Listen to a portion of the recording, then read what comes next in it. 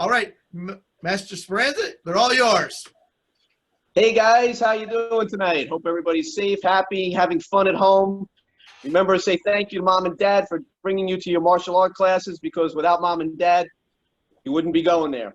But nonetheless, I'll give you just a quick background on myself, just so you kind of know that I'm a real person. I've been training since I was 16 years old. In March, I celebrated my 65th birthday.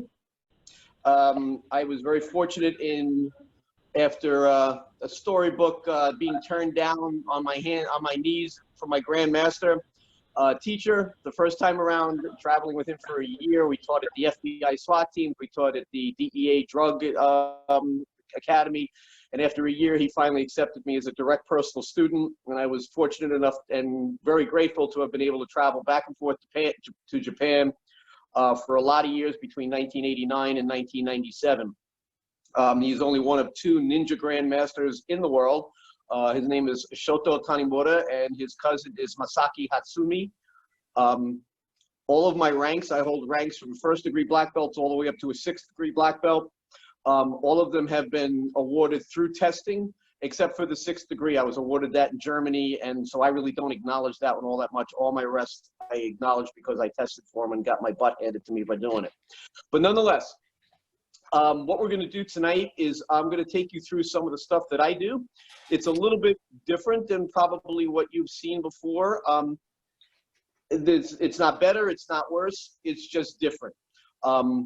So one of the things we want to do is just warm up for a minute or two, and I'll give you an idea of how I warm up and what I do.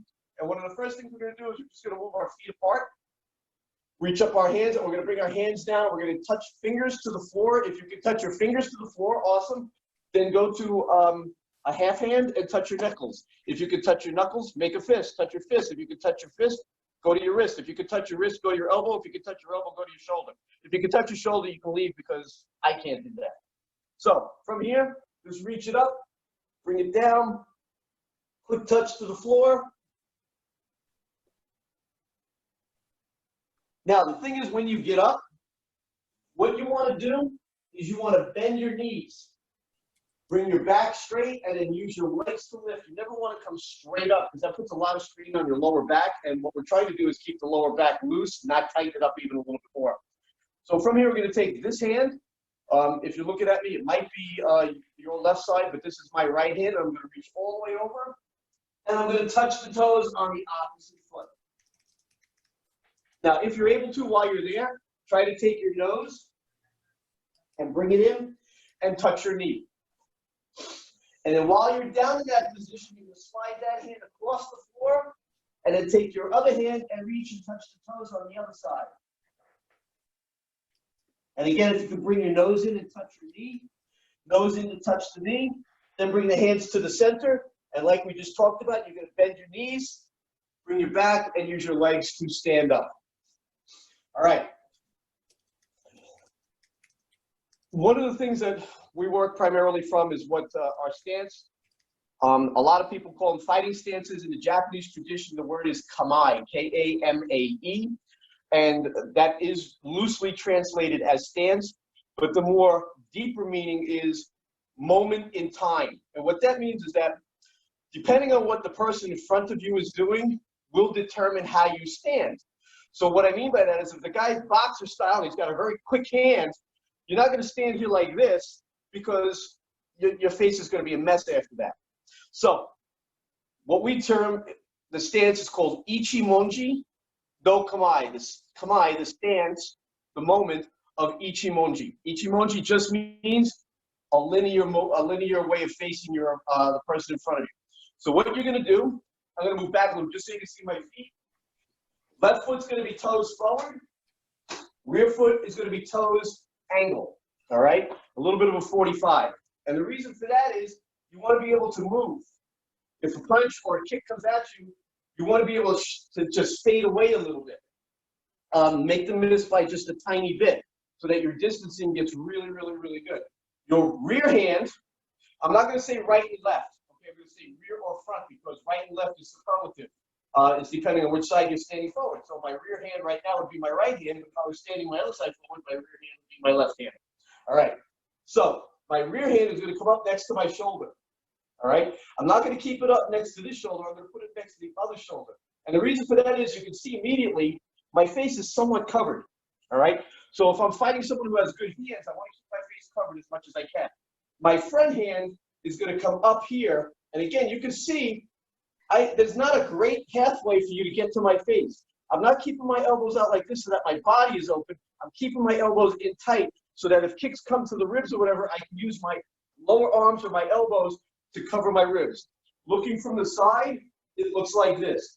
Now, in the videos and in the magazines and stuff like that, you might see this.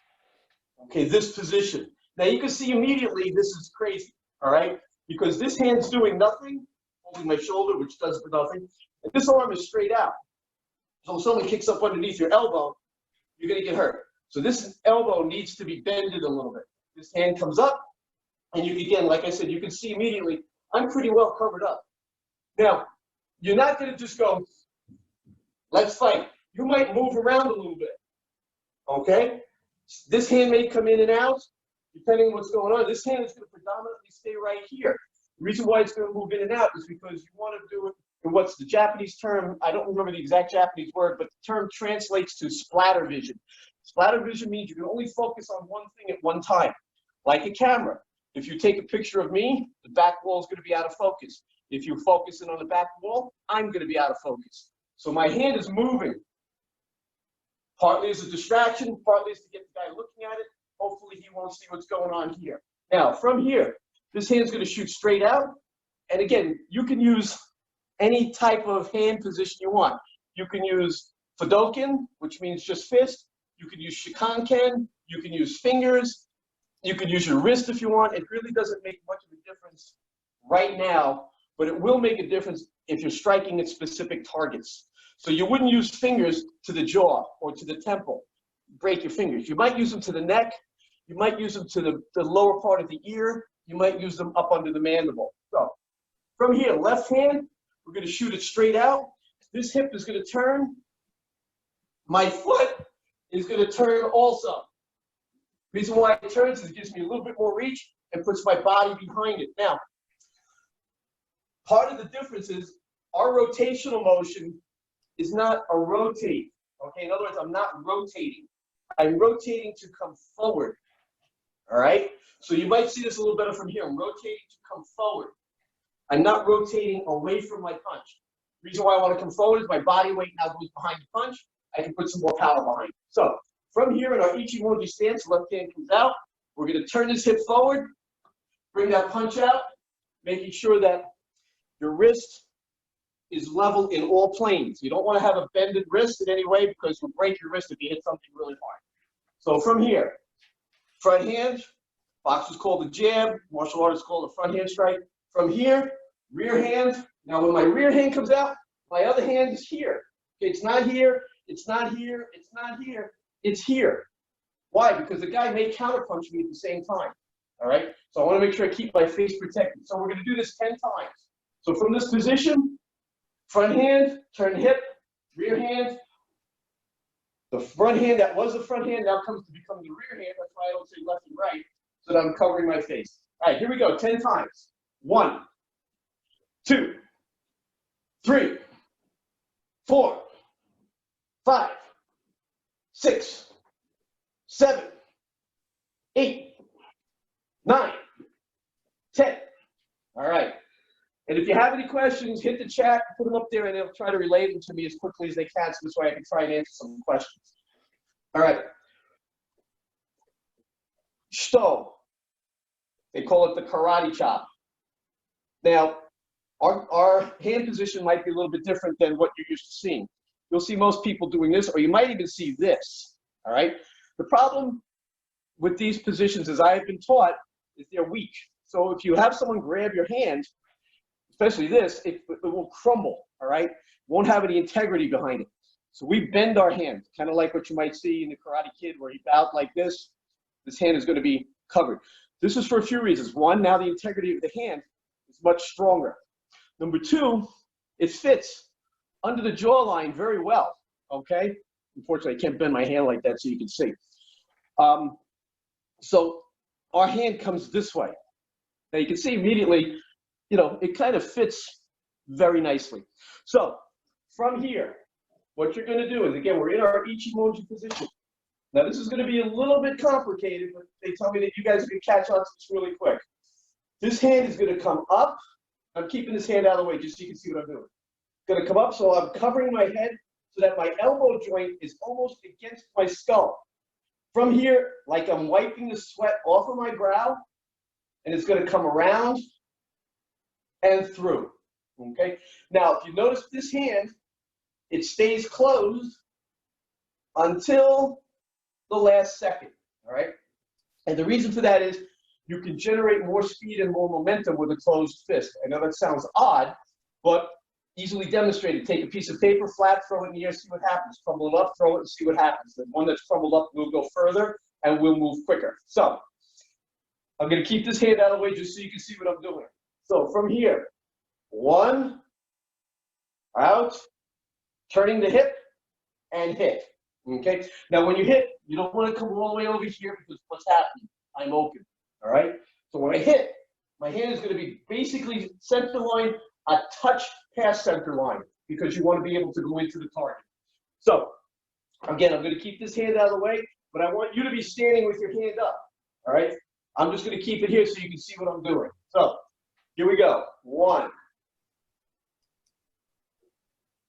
And back to here. Always remember, bring your stance back to where you started from. Try to be as close as possible. Always keep the integrity of your initial motion, of your initial stance, always the same, so this way you don't have to think about it. If you play a musical instrument, in the beginning you think about it a lot. After a while, you see the notes or you hear the notes in your head and you're able to play them. All right? So from here, up, out, 2, back, up, 3, back, up, 4, back, up, 5, back. Now I'm going to put my other hand up and I'm going to stand a little bit on the angle so you can see what I'm doing. Here we go. 6, 7. And again, remember this hand's coming back to protect your face. 8, 9, 10. All right. Everybody good with that so far? Again, if you have any questions or you're a little confused, put it into the chat so we can try and hit it up and address it as quickly as possible. I don't want to get too far ahead and you're confused about what's going on. We did have one question on thumb position, where our thumb is tucked or set during the chop. Does that answer the question? If my thumb is here, I could break it. Actually, I had a friend of mine many, many years ago who was blocking, kept his thumb out, hit his own hand, dislocated his thumb. So there you go. So the thumb stays in. Again, the tighter this hand is, the harder it's going to hit. As soon as you do this, you can feel it. Do it yourself, you feel the difference. All right. Our blocking style, and I'm going to just say blocking because there's various different ways of dealing with something coming at you. There's blocking, parrying, deflecting, counter punching at the same time. Many different things to do, but we're just going to stay with the blocking. Our definition of blocking is meeting force with force. All right? So if a hook punch is coming, boom, I'm going to meet force with force. I'm not going to try and deflect it or parry it or counter punch it at the same time. So our block comes from here and out and stops right there. Okay? Where my fist is even with my forehead. All right? It doesn't come out because, again, what's going on here. Okay? And it doesn't stop here because, again, what's going on here. All right? So it's going to come up and out. And I want to use my shoulder and I want to use my waist, the musculature of those parts of my body to add momentum and power to what I'm doing. So it's going to come out. I'm going to turn a little bit and bang right from here.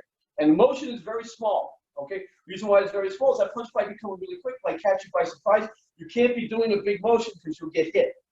All right? So from here, 1, 2. Now, we're going to add our karate chop or our shto, S-H-U-T-O, shuto, shto, as our counter attack. So from here, 1, 2. And you see how my hands are pretty much covering me up as much as they possibly can. We can't cover everything, but you're going to cover as much as you can. So if I stand here, it's going to be 1, 2. 1, 2. 1. This hand is covered again. And like we talked about, wiping the brow and hitting. And this hand comes back to protect my face. So 1, 2.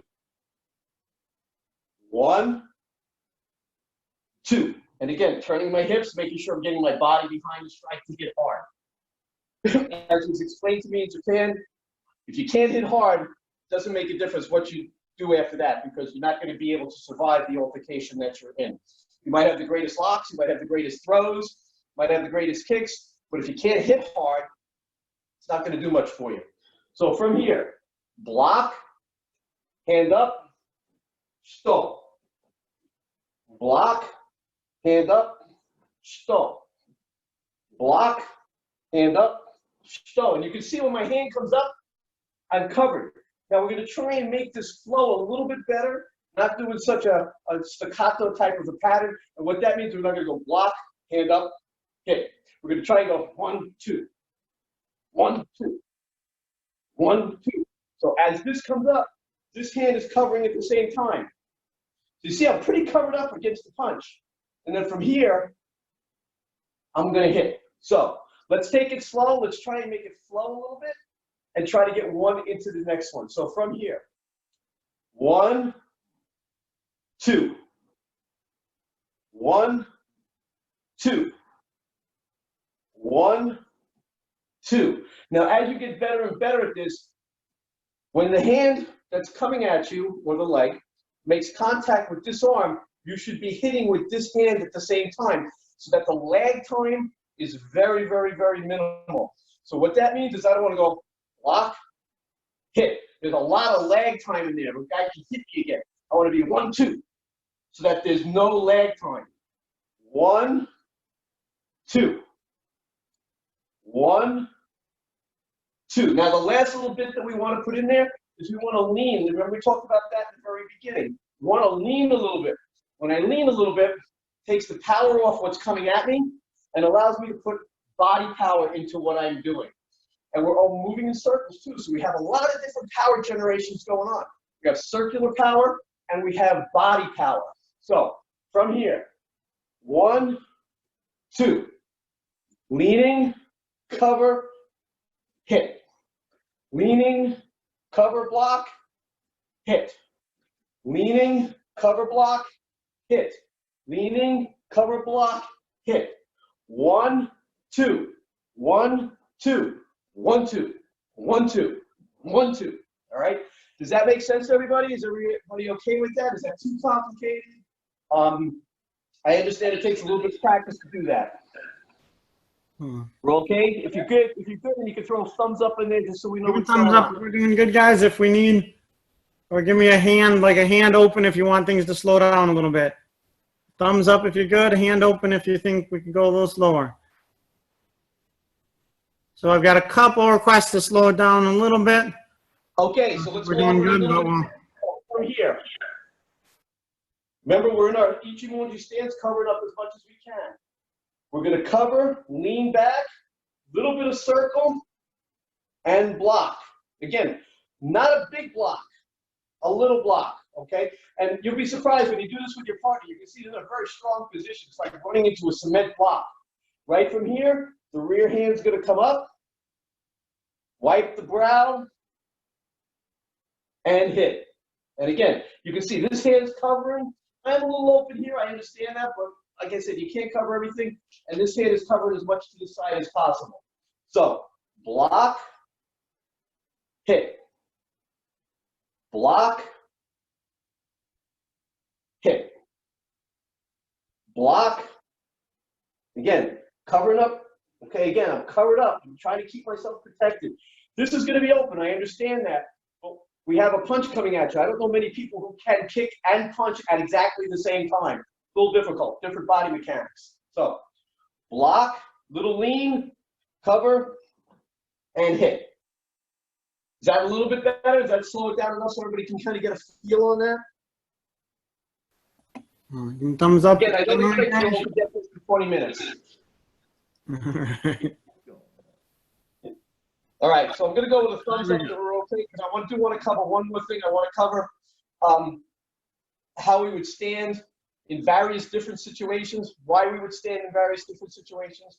So one of the things that you see a lot now in the UFC and MMA fights are leg kicks, all right? And if you've ever been hit with a leg kick, I have, it hurts like heck, all right? It's not fun. I was training at my friend's Muay Thai school in New Jersey, and they block with their shins. I did it, I didn't like it, it hurt, and it goes against what I do and how I was taught. So what we're gonna do is, and again, I'm gonna keep my hands out of the way just so you can see what I'm doing. So I'm gonna lean back like I did, a little back just so you can see what I'm doing a little bit. Lean back like I did, this leg is gonna come up, and my foot is gonna go against my knee.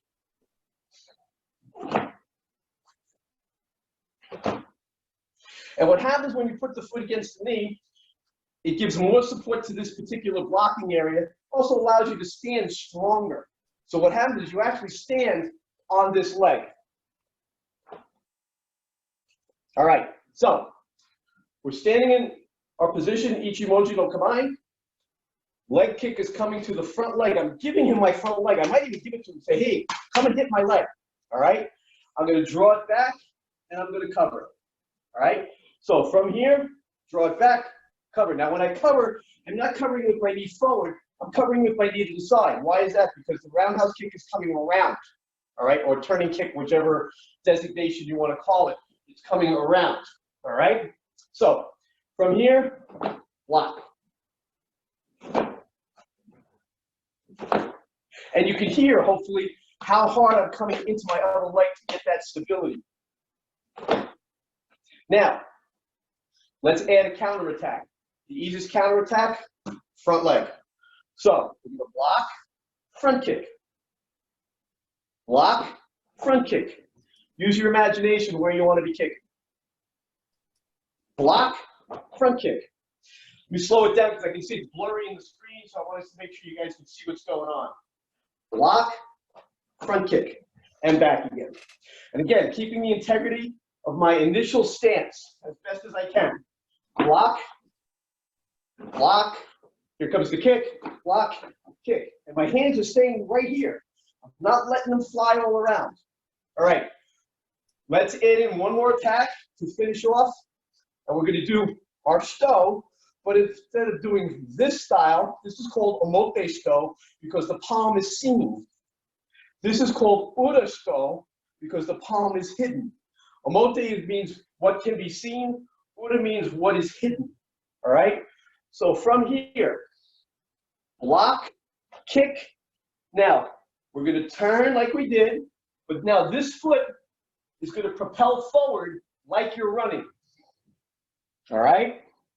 And the reason again is we're putting body power and we're gonna put our arm power. So it's gonna be 1, 2, foot comes to the floor, drive this hip forward, this hand is still right here. We're gonna turn palm facing in as much as possible, close it, let it come out, and hit. I know that seems like a lot of motion, but when you're moving quickly, it's a millisecond by the time you're done. So, block, kick, step, hit. And again, the thumb is in nice and tight for those that ask about the thumb. So, 1, 2, 3. And again, making sure this other hand stays to protect my face, right? So in other words, what I don't want to have happen is this. See, this hand is out in never land. Not doing a whole lot. So we do have a question. We have a question on the foot position on that block, just exactly where we're setting that foot on the knee or on the leg. Okay, you're gonna put the sole of your foot right on your knee. And this other leg is bent a little bit, kind of like a standing stone. So you're just gonna stand right there. So from here, foot back, cover, kick, step forward, make sure I'm covered, hit, sto, hitting to the side of the neck. If you've ever been in the side of the neck, I have, it's incredibly unpleasant. So let's go slow. We're gonna do this 5 times. So here we go. 1, kick, step, hit, and bring it back again. 2, kick, step, hit, and bring it back again. 3, kick, step, hit, and bring it back again. 4, kick, step, hit, and bring it back again. Last one, here we go. 1, 2, 3, 4. Now you notice that time I didn't step forward. That's okay. Maybe the guy got closer to me. Might even be, I go like this, I kick and I go, whoa, and I have to step back a little bit. All right? So when you practice, whatever you're practicing, always practice in the 8 directions. Forward, back, side to side, and then each angle, okay, like the compass. So this way you can move in any direction. A good martial artist hits hard but doesn't get hit. All right? That's the important thing. I've been hit. I've been knocked out many times. It sucks. It's that simple. So you want to try not to be hit. How much time do we got left here? 3 minutes. All right. So let's recap everything that we've done today. The first thing we did is we stood in our stance trying to stay as covered as possible. What I didn't mention is the reason why this hand is against the shoulder is if it's floating in the air and you get hit, you can hit yourself. One of the things I used to love to do when I was fighting and people would hold their hands like this, I hit their hand like they hit themselves in the face. They could never understand how they were getting hit. So this hand is flat to the shoulder. So this way, if something comes in, again, I have my shoulder backing me up. If the guy's got a good hard right hand, he catches me by surprise. My other hand is up here in front of me. So we're going to go. I'm going to angle a little bit. Left hand, turn the body, yaku ski, reverse punch, rear hand, whatever you want to call it, and then come right back to my initial stand. 1, 2, and back. Should be nice and quick. So jab, back, and back here. I call it jab just so everybody kind of understands the terminology. So front hand punch, hit, come back. Front hand punch, hit. Now you see, can you see my face? No, because I'm covered up as much as I possibly can be. And then back again. Okay. Stop. So with our block. So from here, we're going to rotate this arm up, a little lean back to take some of the power off the punch coming at us. This hand comes up to the head. We're going to turn the hips forward. We're going to cover the face, and we're going to hit to the neck. Now again, you see my hand is just a little bit past my face. So if I was hitting the guy here, I don't want to stop here. I don't want to stop here. I want to come through a little bit. I don't want to come through a lot of it. I want to come through a little bit. So from here, block, hit, and back again. Block, hit, and back again. Block, hit, and back again. All right. Last is our low kick block with the leg. But I really like this particular movement with the leg. It leaves your hands free to do a lot of other things. If you want to follow quickly with hands, you can. If you're blocking with hands, this hand is occupied and it becomes difficult. So with a kick, again, we're going to come back, cover, kick, step in, and hit. All right? And again, hitting to the side of the neck. You're not hitting the temple with an open hand. You might do that with a backhand, but we're hitting to the neck, the soft part of the body. So from here, block, kick, step in, hit. Let's do that 3 more times. Here we go. Block, kick, step in, hit. Block, kick, step in, hit. One last time. Block, kick, step in, and hit. All right. Hopefully, it's not too much. Again, I don't expect you to get it all in 20, 25 minutes because I do know this stuff can be fairly complicated. One of the things that Tanimura Sensei used to teach me all the time was practice 1,000 times. I've tried it, I've done it. It's incredibly difficult, but you do get better at what you're doing, even if you do it 100 times on a consistent basis. And remember, practice is about consistency, not about doing it on a Monday and then on 2 weeks later on a Monday. But if you do, even if you did 10 kicks each night consistently, think about what the count will be at the end of the year, all right? You'd be up in like 3,000, 4,000 kicks that you're doing for the year, all right? It's very, very important. One of the other things we do is we do train in weapons. I know Mr. Krenz told me you guys do Okinawan Kabuto. Again, our weapons are a little bit different. I'm not going to do weapons tonight. I'm just going to show you a few of them, which I brought with me. You have the 6-foot bow. In Japanese is called the rokushaku bow. Roku is 6. Shaku, 6 shaku is like a foot. Bow, obviously, is the stick. You have, this is a short one. You have a naginata. Okay, naginata was primarily used on horseback, but they did have foot shoulders. And women are phenomenal naginata martial artists. There's some really, really, really awesome ones. And it was primarily a women's weapon, but the samurai did use it for horseback and infantrymen. You have a hanbo. Hanbo is half of a roshaku bow. Okay, and you have another one above that, which is called the jobo, which I didn't bring up with me. Hanbo is a little bit longer than a kali stick. All right, I think a kali stick is about that long.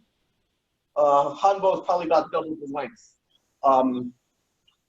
The story is that they learned how to do this because they had a spear. Spear got cut in half by a sword. So you had to learn how to fight with the stick. And last but not least, you have the Japanese weapon of choice, which is the sword. So we train basically in all of the weapons. I have also done archery from horseback. I do archery just on a personal level because I really love it. But I've done it from that. We have also trained swimming because, again, it's one of the martial art disciplines that we had to do. We had to do it in the ocean, and we have done it in pools. So we have a couple more minutes here. So if anybody has any questions, I'll be happy to try to answer.